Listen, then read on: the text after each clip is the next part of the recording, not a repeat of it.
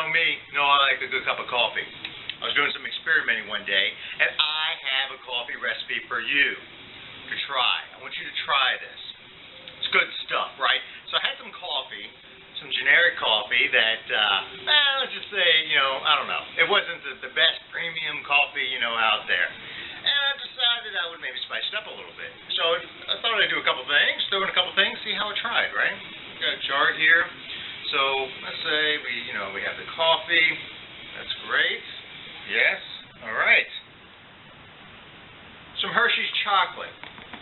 Okay, you're going to love this.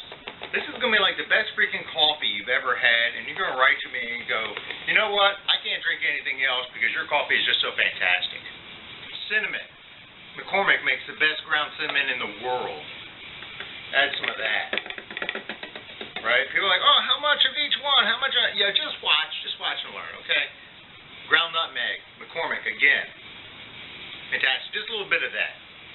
Okay? You take all this, right? Coffee, cocoa powder, cinnamon, nutmeg, put it in a can,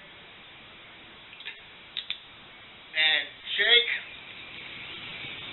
Okay, what you're going to have, trust me, you're going to like it, I think. Oh!